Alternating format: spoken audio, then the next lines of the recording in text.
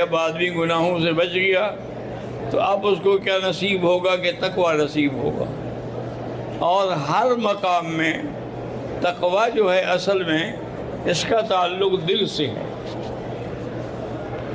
اس کا تعلق جو ہے اسی لیے کہ حضور نے فرمایا کہ الا فی الجسد مضغۃ، بدن کے اندر ایک لوتھڑا ہے، اذا صلحت صلح الجسد کلہ، اگر وہ ٹھیک ہو تو سارا بدن ٹھیک ہوتا ہے، اور اگر وہ بگڑ جائے تو سارا بدن بگڑ جاتا ہے۔ الا وہی القلب، الا وہی القلب، الا وہی القلب، اس سے مراد وہی دل ہے، کہ تقوی جو ہے اس کا تعلق ہی دل سے ہے، کہ آدمی دل کے اندر اس کے بالکل فیصلہ کر لے کہ یہ چیز جو ہے حق ہے میں اس پہ چلوں گا، اور یہ چیز غلط ہے میں نہیں چلوں گا۔ اسی لیے حضرت عمر رضی اللہ تعالی عنہ نے ایک دن حضرت ابی بن کعب سے پوچھا کہ آپ یہ تو بتائیں کہ تقوی کس کو کہتے ہیں؟ اس نے کہا حضرت کبھی ایسا موقع ہوا ہے کہ آپ نے ایسا راستہ اختیار کیا ہو کہ راستے میں کانٹے ہوں اور جھاڑیاں ہوں، اسی طرح ہر طرف کانٹے اور گندگی ہو، اور آپ کو بھی گزرنا ہو، تو آپ کیا کریں گے؟ تو فرمایا کہ میں اپنے کپڑے اونچے کر لیتا ہوں اور پھر دائیں بائیں نظر رکھتا ہوں، پھر ہر قدم آرام آرام سے اٹھانے کے بعد میں وہ فاصلہ طے۔ فرمایا اسی کا نام تقویٰ ہے، کہ شیطان نے ہر طرف سے کانٹے بچھا رکھے ہیں، ہر طرف سے فسق و فجور اس نے پھیلا رکھا ہے، تو جو اس سے بچ کے چلے گا وہی متقی ہے۔ اور ہر چیز میں اصل بنیاد جو ہے یاد رکھو وہ تقویٰ ہے، کہ اللہ نے قرآن میں فرمایا کہ یا ایھا الذین آمنوا کتب علیکم الصیام کما کتب علی الذین من قبلکم لعلکم تتقون۔ روزہ کیوں رکھتے ہیں؟ کہ متقی بن جائیں۔ اسی طرح فرمایا کہ ہم حج کیوں کرتے ہیں؟ وَمَن يُعَظِّمْ شَعَائِرَ اللَّهِ فَإِنَّهَا مِن تَقْوَى الْقُلُوبِ۔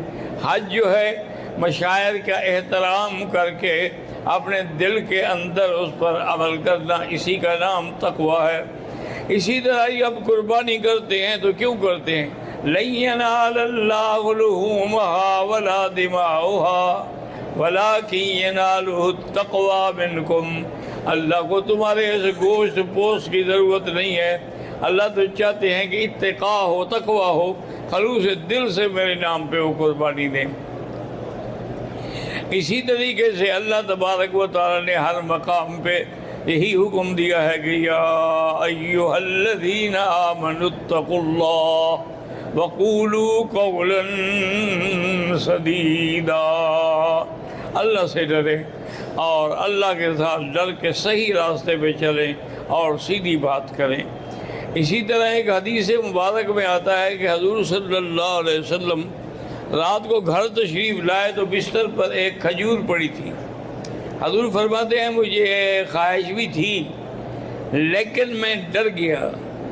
یہ ڈرنا جو ہے یہی تقویٰ ہے، کہ ہو سکتا ہے کہ یہ صدقے کی کھجور ہو، میں نے کیسے کھا لی، اس لیے پھر میں نے اس کو نہ کھایا۔ تو یہی معنی ہے تقوی کا، کہ ڈر جانا کہ کسی شبہات میں بندہ نہ پڑ جائے۔ حضرت ابو بکر صدیق رضی اللہ تعالیٰ عنہ رات کو گھر تشریف لائے تو ان کا غلام جو ہے ان کے لیے دودھ کا پیالہ تیار رکھتا تھا، اس میں پانی ملا کے دودھ کی لسی بنا کے اس نے پیش کیا، حضرت نے پی لیا۔ اب غلام نے پوچھا، اس نے کہا حضرت آپ ہمیشہ تو پوچھتے تھے بھی کہاں سے آیا ہے، آج آپ نے پوچھا ہی نہیں۔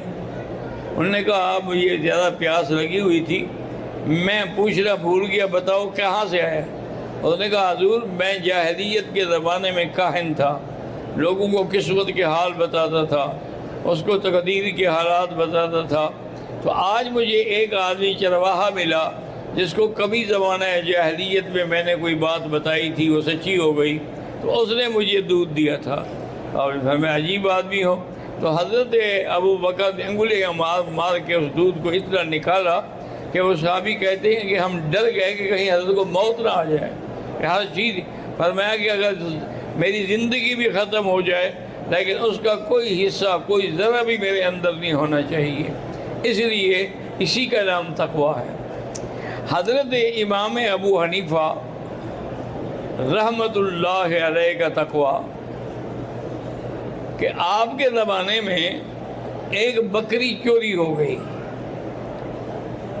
اب حضرت تو نہیں جانتے تھے نا کہ بکریاں کتنی عمر ہوتی ہے، تو آپ چرواہوں کے پاس گئے، ان کے پاس جا کے پوچھا کہ بھئی ایک بکری کی زیادہ سے زیادہ عمر کتنا ہے؟ انہوں نے کہا حضرت 7 سال۔ تو اپنے غلام کو کہا بھی 7 سال تک کسی بکری کو نہ خریدا جائے، ہو سکتے وہی چوری والی بکری ہو، میرے لیے نہ بکری خریدی جائے نہ گوشت بنایا جائے۔ اتنا ان کا تقویٰ تھا۔ حضرت امام احمد بن حنبل رحمۃ اللہ علیہ، ان نے خادم سے کہا بھی روٹی لے آؤ۔ وہ جب روٹی لایا تو آپ کو روٹی کچھ بدلی بدلی لگی، اور میں آج کیسے روٹی لائے ہو بھائی؟ انہوں نے کہا حضرت آٹا تو اپنا تھا، میں نے خمیر جو ہے نا وہ آپ کے بیٹے صالح سے لیا ہے تھوڑا سا، اور میں تمہیں پتہ نہیں کہ صالح میرا بیٹا جو ہے وہ 3 سال سے اصفہان میں قاضی رہا ہے، اس لیے میں اس کے گھر سے کوئی چیز نہیں کھاتا، کیونکہ اللہ معاف کرے اس کے زمانے میں کیسے فیصلے ہوئے ہوں گے، تو آپ نے کیوں لے لیا؟ انہوں نے کہا حضرت میں نے تو فرق محسوس نہیں کیا کہ آپ کا بیٹا ہے اور اتنا تھوڑا سا خمیر کیا کر دے گا؟ انہوں نے بالکل نہیں، روٹی لے جاؤ، میں یہ روٹی نہیں کھاؤں گا۔ اس نے کہا حضرت میں بھی نہیں کھاؤں گا تو کریں کیا؟ اور میں رکھ دو، جب کوئی سائل آئے تو اس کو دے دینا۔ اتفاق کی بات یہ ہے کہ کئی دن گزر گئے، سائل بھی کوئی نہ آیا۔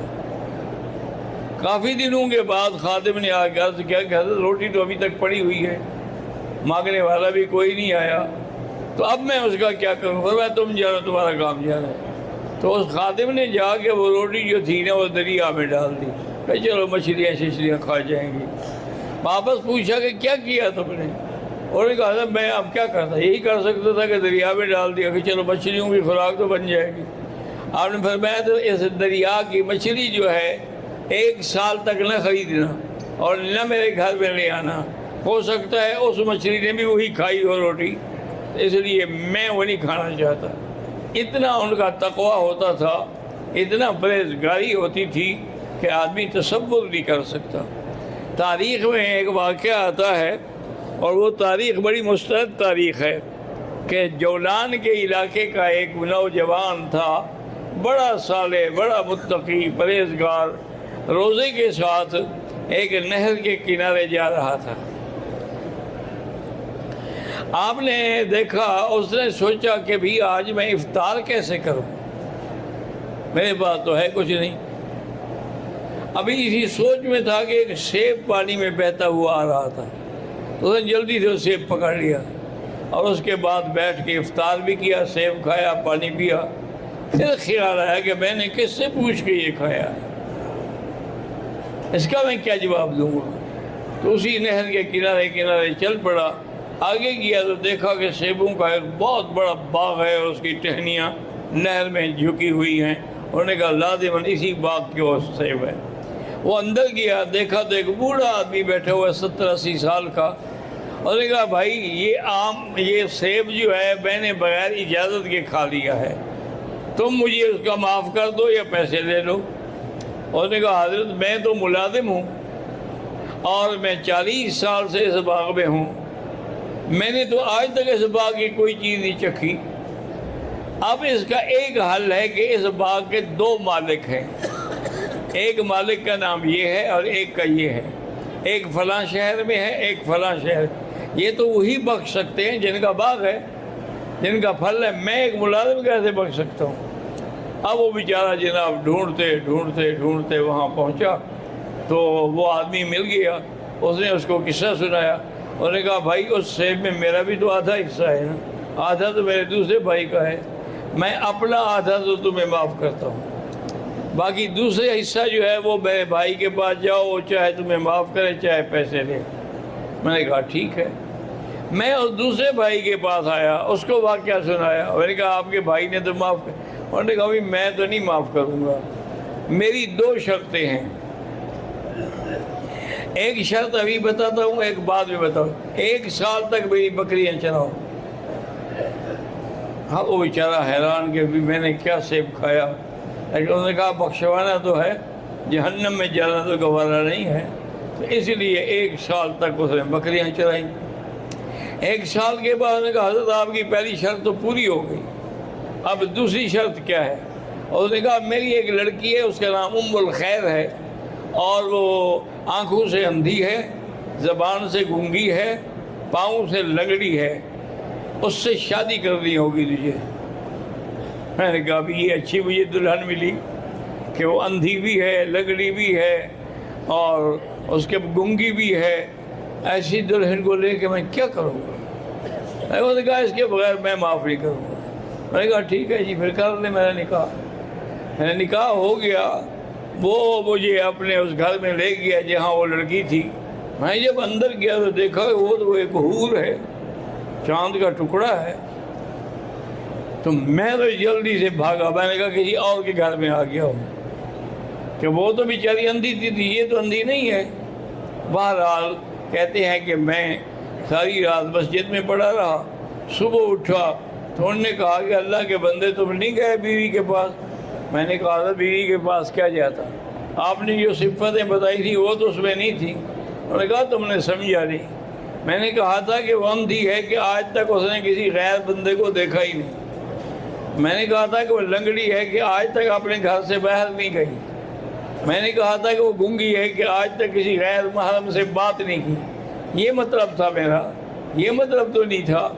تو اس نے پھر مجھے ایک باغ بھی بخشا، اور وہ لڑکی بھی نکاح بھی ہو گیا، اور 100 دینار بھی دیا کہ یہ باغ بھی ہے، تمہاری بیوی ہے، اس کو لے کے وہاں مکان بنا ہوا ہے، وہاں رہو، اور پھر چاہو تو اپنا گھر بھی بنا لینا جب اللہ توفیق دے گا.